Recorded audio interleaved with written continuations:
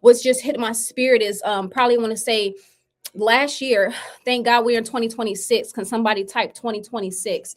Last year was a difficult year for me. I'm gonna admit it. Last year was difficult.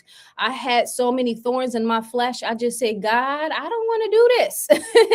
I don't want to do this, God. There was times where I found myself in the closet on the floor crying, calling out to God, saying, God, why? God, when is this going to be over? When are you going to take this away? When are you going to deal with this certain person or the certain enemy? God, why do I have to keep going through the same thing year after year after year, enter into a new year just to see the same mess? Can somebody type in the comments that you went into your 2026 upset a little bit? Like, yeah, I'm still dealing with the same mess, the same person, the same trial. And you was really looking forward to that 2026, and you just realized that 2026 came and you're still dealing with something. And so I want you to not look at it in that way. I was talking to an individual and I said, hey, sometimes we look at that we went into a new year with the same issue, but I want you to look at last year as something and be grateful for something that you overcame, because our eyes will always tell us or show us something that is not true. Sometimes we feel like, I'm still feeling depressed, or I'm still feeling stressed, I'm still feeling anxieties. But when you look at last year, there was something that you overcame.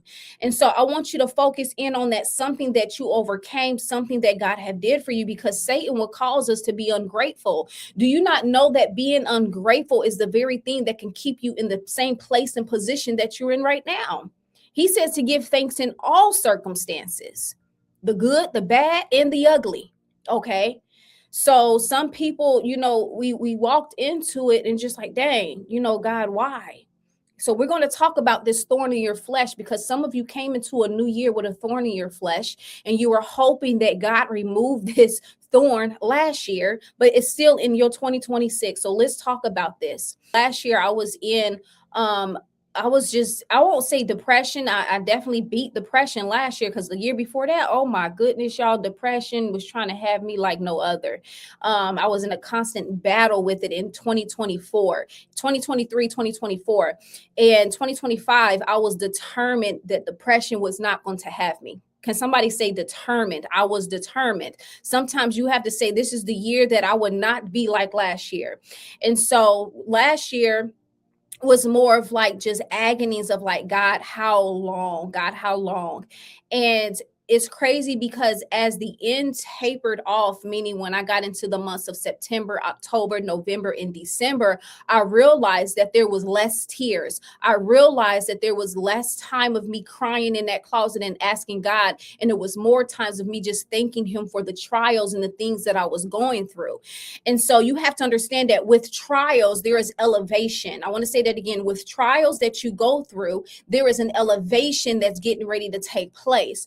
And you have to think about it. When you're going to the next level or something, there's going to be some added pressure. There's going to be something that's going to be uncomfortable. There's going to be times where you're going to be questioning. But when you look back on that and on that situation, you begin to say like, dang, I see what God was doing. How many of you right now can look back in a time that you have went through something and be like, I see what God was doing, and I'm so grateful that I went through that. Yeah, it was uncomfortable. Yeah, I may have lost some people. Yeah, I may have lost some relationships. I may have lost a job, but that caused me to be elevated to a different place and a position in my life today.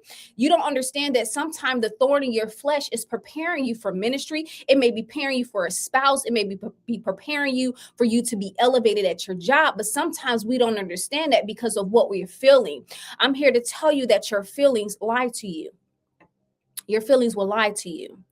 And so I questioned a lot in the beginning of 2025. I questioned a lot of things, but I was like, God, I'm still going to serve you. God, I'm still going to do what you're telling me to do. God, I'm still going to be faithful and obedient. I'm still going to write the books. I'm still going to minister. I'm still going to help your people through inner healing and deliverance, even though I'm going through my own mess. Sometimes helping other people through your own mess will be the very thing that will help soothe the thorn in your flesh, even though you may not feel like it. God didn't call us to be comfortable. Have you realized that when you're comfortable, you feel like you're the furthest from God? I'm going to say that again. Have you realized when you're too comfortable, you are the furthest away from God? It's in that uncomfortable moment where you're leaning and you're crying and you're talking and you're in your word and you're praying more, you're fasting more. It's in those moments. So somebody say, thank you, God, for the trial. Somebody need to say right now, thank you, God, for the trial. Thank you, God, for the trial. Because we know that with this trial that they're experiencing, great opportunities and doors are being opened.